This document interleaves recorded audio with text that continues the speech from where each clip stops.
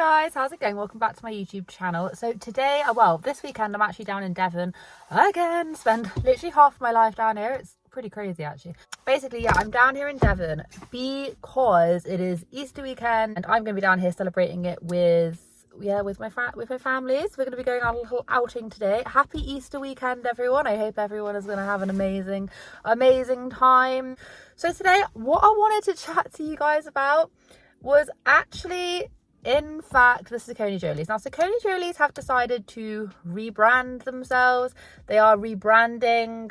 They're basically saying hello for the very first time again, and they've given us some lovely montage footage of just, you know, their overall channel, basically going, hey guys, anything you've ever heard about us, don't listen to it because this is really our story and this is what's going on. Hey guys! They open it by saying this. We had a meeting with YouTube and they suggested that we should reintroduce ourselves as a channel to you guys, especially for those of you that have just found us. It's been a long time. 14 years this channel is alive. Yeah, we've been here for a while. So they suggested that we should kind of introduce ourselves and share with you guys how we became a family of 6. So we've done our homework. This is the story of that. So they say that they've had a meeting with YouTube. I would love to know where this meeting with YouTube occurred. Obviously, I'm a tiny little creator, so I have very little access to even talking to YouTube. There's no one to ring, there's no one to talk to. You're pretty much just left in the ditches with YouTube. In fact, the only way for me to get hold of them is to go and do like a little like a live chat thing where I'm never quite sure if I'm actually talking to a person or a robot. Do you know what I mean? One of them. And so basically they're saying, oh, YouTube, and they suggested that we, you know, that we introduce ourselves. And by introducing ourselves, what they really mean is rebranding the YouTube channel, because that is all it is, right? That's all it is. I feel like I don't even need to sit here and tell you just how problematic this family actually is. I've got a whole playlist dedicated to them, which takes us way back to last year, documenting all of their shenanigans for the past year. So please go check that out, because I've had a few people say, oh, I found your SACCONEJOLY playlist. Oh my gosh, what haven't they done? And I'm like, I know, they've done so much. They've pulled the wool over everyone's eyes. And then this year and last year, they've just outright been so problematic. I can't even begin to explain. Basically, just want people to forget about this. I'd love to know who they're talking to. Maybe they had like one of those little seminar things, and it's been suggested probably to get their views and engagement up to basically reintroduce themselves. And they do this by saying this at the very beginning. For those of you that are new and for those that aren't, that would like to just come along for the journey once again in a condensed form. Enjoy the video. Bye. How are they getting new subscribers? I don't actually think I don't think they're getting many new subscribers. I just think that they're trying to put out a video to try and convince people that haven't seen them before to subscribe, like to try and get new people rather than, you know, the fact that they're already getting new people on board. I thought it was going to be like Jonathan and Anna both sat there, both explaining how they've gotten to this point. No, it wasn't. It was just Jonathan doing this like voiceover in his storytelling voice, this storytelling voice that Jonathan Joly does all of the time whenever he's trying to explain anything. Last year he went through a huge great big phase of swearing and generally just like cussing everyone out. He looked a lot different. He went through this whole transformation being like, this is my authentic self, guys, this is me, I like swearing, to now he's like storyteller Jonathan, and I'm never really quite sure what is happening with that. It was gonna be just both of them chiming in, but it was very much just him documenting how they started out. And I just want to say, right, just for the record, I thought that they started out with Anna doing her fashion thingy. I do know that they obviously vlogged at the very beginning. There's actually a few things I didn't even know because I didn't watch them way back when they first started. I didn't know that they wanted to be like travel vloggers, i.e. the Ingham family. I didn't realise any of this. Gonna travel the world, see everything, go on incredible adventures. Should we show them a view or we never show them a view ever? As our videos started to get more attention, we applied to a YouTube Next Up program, which was offering grants to creators who wanted to travel. Please give us the opportunity to meet for a croissant in Paris. We had nothing tying us down. This was our time to see the world. But then right before that adventure was about to begin, something happened. I found the whole entire way they were explaining this to be extremely sort of patronising. And I try, honestly, I don't want to be a complete Debbie Downer. I don't just want to come here and just be like, oh, this is what's the matter, and this is like, you know, everything sucks, da da da da da. The thing is that I can't sit here and like bash them telling their story. But what I will say is that they basically, there was one point in it where they were basically saying, Jonathan was saying how 3 kids was too much, but then they saw the relationship that the elder 2 had, and then they had a 4th. But as they were saying this, they were saying that basically the 3rd was, you know, it was because of the 3rd child, she was a bit, what did he say? The hardest part of the pregnancy was the fact that we now had reached our threshold of limitation. 3 children was breaking us, and we had a 4th on the way? How is this ever going to work? If you're watching this, I do love you, but my goodness, you are a handful. The thing is, right, yes, I do get, and I do understand this, I do get that in quite a lot of households and things, it could be like, oh, well, you know, kind of joking about of parents, like, oh, and this is a bit of a rebellious child, da da da da. Throughout my whole entire life, right, not my whole life now, but throughout my whole sort of like teens and stuff, and this is going to get a little bit sherry Amy, but I was very much like the problem child. I was the problem child in the whole family. Everyone else in the family still does this very day, kind of conforms, you know, everyone got really, really good grades, da, da, da, da. I was like the child that was a complete and utter nightmare when I was a teenager. I've got my life, got my act together by the time I was about 18.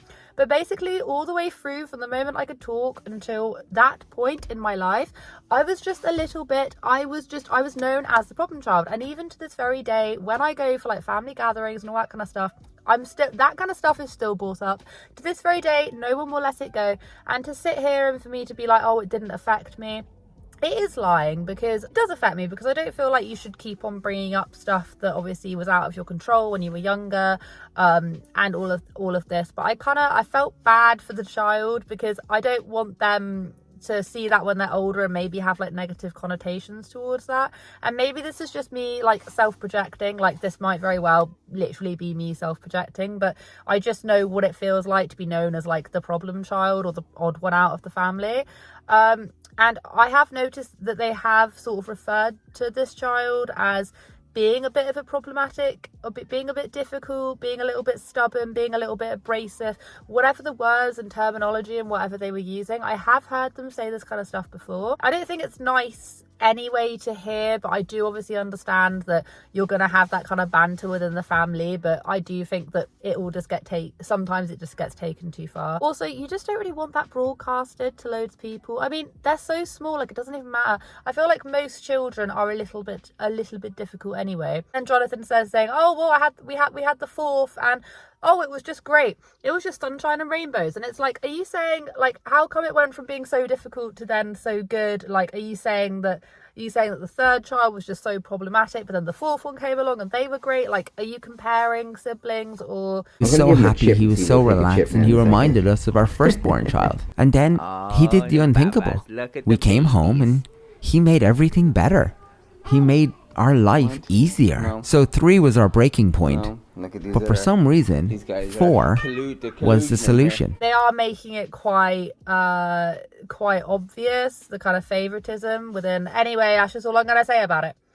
They also go on to say, he says it at some point that he might do like a series with each child or something a bit like that. He's like, oh, we'll go through each child and like tell their story. And I'm just like, surely they should be doing this. They should be telling their own story. And I will say that, because if it's anywhere near as in-depth as this video was, then yeah. Overall, this video was basically just like a parenting thing of Jonathan being like, you know, being a parent is hard. Da, da, da. And I'm just so confused. Because I thought it was meant to be like following along with their journey. Anna didn't say a single word during this. The only words that came out of her mouth was at the very, very beginning. But I don't understand. Like, I physically do not understand how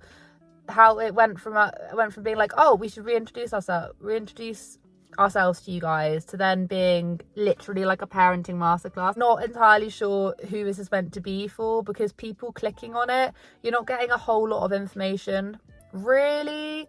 You're just getting a lot of wishy-washy about, you know, how our relationship didn't break. I don't know, just wishy-washiness. Wishy-washy in Jonathan Joly's preaching voice. He has this preaching counsellor voice that he puts on every so often. It is one of his many personas. We all know it's the Jonathan Joly therapy chat. He used to do these all the time on his Instagram, and thankfully they have gone, because quite literally they were cringy. It made for good entertainment, but I could tell he was being deadly serious, so it was quite cringy. Also, this is just such a side note, and I'm well aware this might be a bit of a touchy one, guys, but how does everyone feel about when you hear couples say we? This weird thing with couples who say like, oh, you know, we got pregnant and we did it. It's like, no. And it's like, throughout our pregnancy, it's like, our pregnancy, you didn't carry the baby. You're not carrying the baby. Do you know what I mean? I get so annoyed. I get so wound up. It's just like, I don't know why I get so wound up, but it does. It riles me up. Some little bits that I just saw from the latest thing. I just feel like it didn't really need to be a thing, but they're obviously desperate for people to come in and click on the videos and know and work out what's going on. And I do fully appreciate that. I just don't think this video is gonna get them the results that they want, especially not if they're still insisting and doing, you know, my transgender daughter's doing this and and Anna's over here being in her own words, toxic boy mum over on TikTok, which she's still sort of infiltrating a little bit. Is a little bit strange. Anyway, that is my thoughts. Go and watch the video if you must. Obviously, I'm not going to break down and dissect every little bit, because quite well and truly, I can't tell if he's elaborating on some things. I can't tell if he's missing things out. I can't really tell a lot. And for me to be able to know that, I'd have to go back and watch that content. And let me tell you, I do not have enough hours a day. Like, don't get me wrong, I used to watch the SACCONEJOLYs. I used to watch them. This is the reason why I talk about them. You know, I do talk about them.